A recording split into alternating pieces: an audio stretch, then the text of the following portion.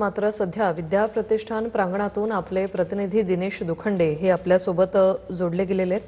दिनेश, दादांच्या स्वभावाचे अनेक पैलू सगळ्यांनीच अनुभवले। यामध्ये वक्तशीरपणा येतो, लोकांसाठी सतत उपलब्ध असणं येतो, अडचणी सोडवणं येतं आणि हेच दादांनी कमावलेलं आहे। कारण काल रात्रीपासून हजारोंच्या संख्येने अनेक लोक जे आहेत ते विद्या प्रतिष्ठानच्या प्रांगणात देखील आहेत। काय सांगाल?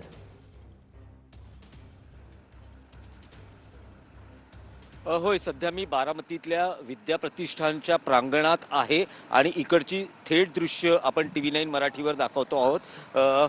काल दादांचं दुःखद निधन झालेलं आहे। अपघाती निधनानं संपूर्ण महाराष्ट्रावर शोककळा आहे। असं असताना आज दादांच्या पार्थिवावर अंत्यसंस्कार होतील।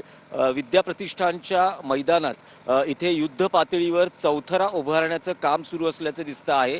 आज देशभरातून राजकीय क्षेत्र असेल किंवा विविध क्षेत्रातील मान्यवर VVIPs, राजकारणातले VVIPs, ज्यात पंतप्रधान नरेंद्र मोदी, गृहमंत्री अमित शहा, महाराष्ट्राचे मुख्यमंत्री देवेंद्र फडणवीस, उपमुख्यमंत्री एकनाथ शिंदे आणि संपूर्ण मंत्रिमंडळ, दादांचे चाहते, कार्यकर्ते असा मोठा जमाव इथे या प्रांगणात उपस्थित राहणार आहे आणि त्यासाठी ही सगळी तयारी आपण युद्ध पातळीवर सुरू असलेली पाहू शकतो। सध्या या प्रांगणात चौथरा उभारण्याचं काम युद्ध पातळीवर होते आणि संपूर्ण बारामतीमध्ये आज अजितदादांच्या अंत्यसंस्कारासाठी उपस्थित राहणारे VVIPs असतील। यामुळे संपूर्ण बारामतीमध्ये कडेकोट पोलीस बंदोबस्त आहे आणि गर्दीवर नियंत्रण मिळवणं, कारण आज अंत्यसंस्काराच्या वेळेस, शेवटच्या दर्शनाच्या वेळेस जेव्हा अंत्ययात्रा निघेल, प्रत्येक दादांचा चाहता, दादांचा कार्यकर्ता, समर्थक हा त्यांचं अंत्यदर्शन घेण्यासाठी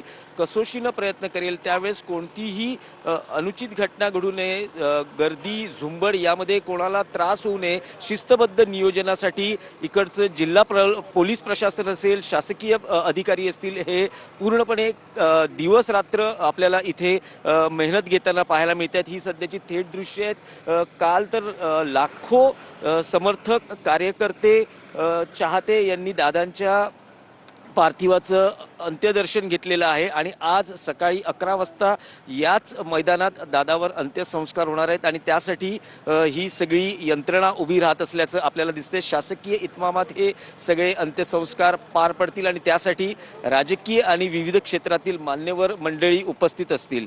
सध्याची ही थेट दृश्य आपण TV9 मराठीवर दाखवतो आहोत, जिथे युद्ध पातळीवर चौथरा उभारण्याचं काम सुरू आहे। दादांची प्रत्येक छबी इथे आपल्याला दिसते, प्रत्येक फोटोमध्ये। मग राजकीय क्षेत्रातील दादा असतील किंवा कलासक्त दादा असतील किंवा रुबाबदार असं जे त्यांचं व्यक्तिमत्व होतं, हसत खेळत, भले ते कार्यकर्त्यांवर थोडे दमदाटी करायचे, पण त्यांच्या दमदाटीमध्येही एक काळजीची भावना नेहमीच कार्यकर्त्यांसाठी असायची आणि वक्तशीरपणा, उत्तम प्रशासक ही जी दादांची ओळख होती ती त्यांनी नेहमीच जपली आणि सकाळी 6 वाजल्यापासून कामाला सुरुवात करणं, दैनंदिन जे काम असलं त्यात सदैव लोकांसाठी उपलब्ध असणं, ही जी दादांची ओळख होती ती आपल्याला त्यांच्या चाहत्यांकडून, प्रतिक्रियांमधून, विविध अनुभवातून आपल्याला ऐकायला मिळते। त्यामुळे सध्या संपूर्ण महाराष्ट्रावर शोककळा आहे दादांच्या अकाली जाण्यानं आणि तेही अपघाती निधनात